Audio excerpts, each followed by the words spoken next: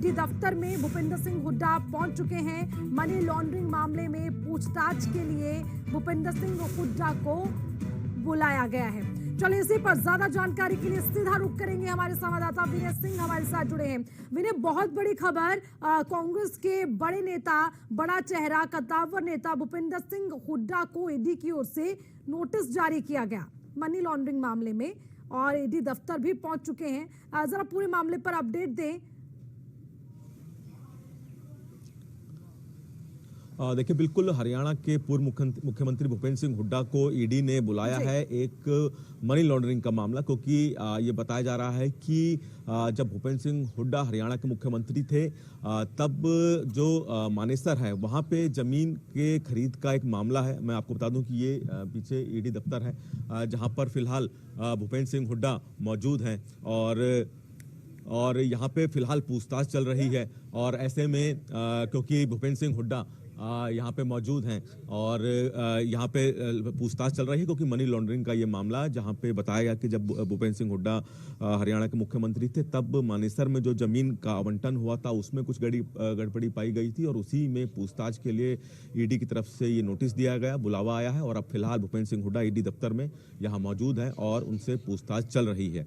तो अब देखना है कि कब तक ये पूछताछ चलती है, कितनी देर की ये पूछताछ होती है। यहाँ पे फिलहाल तमाम सवालों की लिस्ट ईडी के पास, क्योंकि इस मामले को लेकर लगातार ईडी जांच कर रही है। मानेसर में जमीन जो मामला है आवंटन का, जब मुख्यमंत्री थे भूपेंद्र सिंह हुड्डा हरियाणा के तब की ये बात बताई जा रही है, और उसी के लिए यहाँ पे मुख्यमंत्री के जब थे भूपेंद्र सिंह हुड्डा तब से ये जुड़ा मामला है, और इसीलिए फिलहाल भूपेंद्र सिंह हुड्डा से यहाँ पे ईडी की टीम पूछताछ कर रही है। अब ये जैसी ही बड़ी खबर सामने आई है तो कई सवाल इसके साथ अब जुड़ गए हैं, क्योंकि ईडी दफ्तर में भूपेंद्र सिंह हुड्डा है तो साफ तौर पर अब चुनाव भी नजदीक है, उसी तैयारी में भूपेंद्र सिंह हुड्डा जुटे हुए थे। अब नोटिस जारी कर दिया गया है, लगातार जो है पूछताछ उनसे की जाएगी। तो किस तरह से इसे देखें, क्योंकि विपक्ष ये मानता है कि जब जब चुनाव नजदीक आते हैं तो विपक्ष को टारगेट किया जाता है, और ये मैं इसलिए कह रही हूँ क्योंकि पहले भी ऐसे कई दफा देखा गया है, बड़े नेताओं को जब नोटिस जारी किया जाता है तो कहीं ना कहीं यही हवाला दिया जाता है।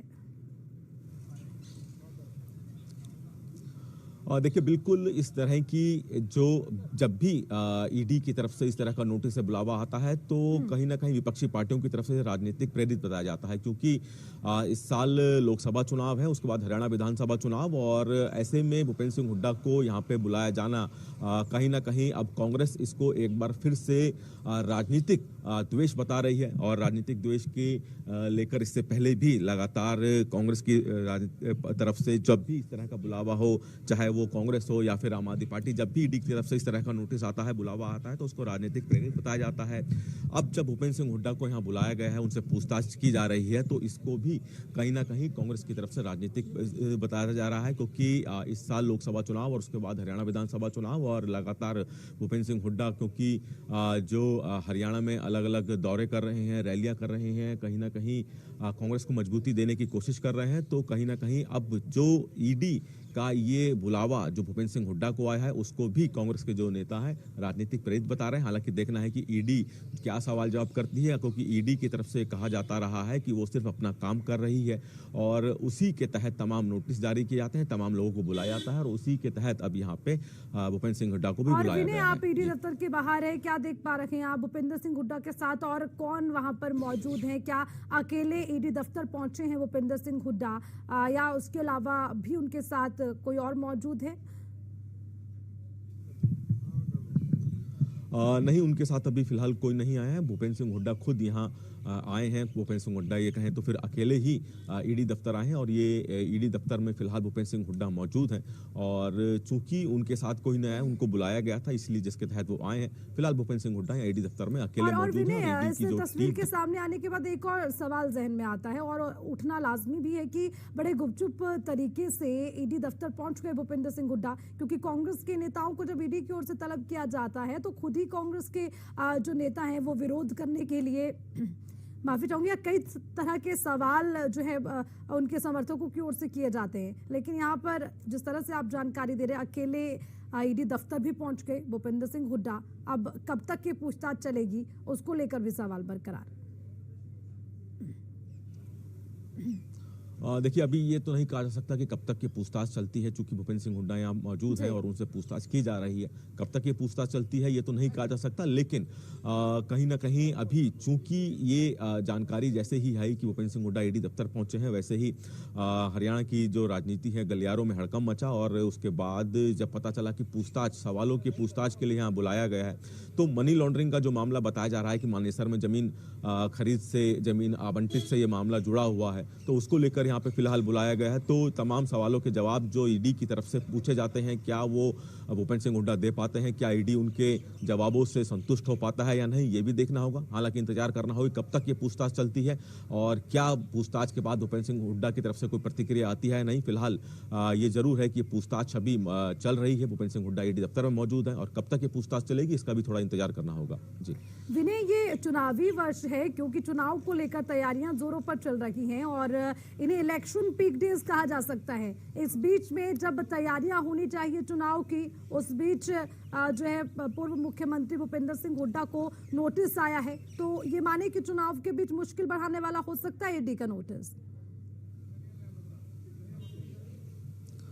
देखना होगा कि किस तरह की ईडी अब आगे ही कार्रवाई करती है। क्या जो सवाल की लिस्ट जो ईडी ने तैयार की है, भूपेंद्र सिंह हुड्डा उनमें से कितने सवालों के जवाब दे पाते हैं, क्या ईडी संतुष्ट होती है या नहीं, ईडी क्या फिर कोई दोबारा बुलावा भेजती है, क्योंकि ईडी का जो जांच का जो दायरा है, जो जांच की जो प्रक्रिया है, वो इसी तरह से होती है। अगर ईडी की तरफ से जो सवालों के जो लिस्ट भूपेंद्र सिंह हुड्डा से पूछी जाती है, अगर भूपेंद्र सिंह हुड्डा जो जवाब जो देते हैं उनसे ईडी संतुष्ट नहीं होती है, तो लाजमी है कि ईडी की तरफ से आगे भी बुलावा भेजा सकता है। अब आने वाले दिन कितने मुश्किल रहेंगे भूपेंद्र सिंह हुड्डा के लिए, ये भी देखना होगा, क्योंकि चुनावी साल है बिल्कुल। और ऐसे में अगर ईडी की जो जांच लंबी चलती है, बार बार ईडी की तरफ से बुलावा आता है, तो लाजमी है कि भूपेंद्र सिंह हुड्डा के लिए मुश्किल जरूर खड़ी हो सकती है। और विनय, भूपेंद्र सिंह हुड्डा के साथ ही क्या प्रदेश कांग्रेस के लिए भी बड़ी मुश्किल होगी, क्योंकि अभी अगर हरियाणा राज्य की बात करें तो कांग्रेस को कहीं ना कहीं भूपेंद्र सिंह हुड्डा ही लीड करते नजर आ रहे थे चुनाव को लेकर। चाहे कोई भी बैठक हो या कोई यात्रा करनी हो, चुनाव को लेकर जो भी तैयारियां करनी हो, उसकी तमाम जिम्मेदारी भूपेंद्र सिंह हुड्डा के पास थी। उसके अलावा तो कांग्रेस गुटों में बंटी हुई नजर आती है। अब अगर इन परेशानियों के साथ जूझते रहेंगे भूपेंद्र सिंह हुड्डा, तो ये मुश्किलें कांग्रेस के लिए भी हो सकती हैं राज्य में। देखिए, बिल्कुल कोई दो राय नहीं है कि हरियाणा कांग्रेस में इस वक्त जो सबसे बड़ा चेहरा है वो भूपेंद्र सिंह हुड्डा है। और अगर ऐसे में ईडी के अगर आने वाले दिनों में भी भूपेंद्र सिंह हुड्डा पे शिकंजा कसती है, तो लाजमी है कि हरियाणा कांग्रेस की जो तैयारियां हैं उस पर भी असर पड़ेगा, क्योंकि तमाम जितनी भी चाहे वो घर घर पहुंचना हो, क्योंकि फिलहाल हरियाणा में कांग्रेस की तरफ से घर घर कांग्रेस का कार्यक्रम चल रहा है, उसमें भूपेंद्र सिंह हुड्डा भी लगातार अलग अलग जगह शिरकत कर रहे हैं। आने वाले दिनों में भी उनके कार्यक्रम है। अगर ईडी की तरफ से बार बार बुलावा आता है तो लाजमी है उस पर भी असर पड़ेगा। और चूंकि एक बड़ा चेहरा हरियाणा कांग्रेस में भूपेंद्र सिंह हुड्डा, तो ऐसे में तमाम तैयारियों पे असर भी पड़ेगा। और चुनाव की तैयारियों को लेकर भी कहीं ना कहीं भूपेंद्र सिंह हुड्डा की तरफ से जो रणनीति बनाई जाती है उस पर भी असर पड़ेगा। जी ठीक है, बिल्कुल।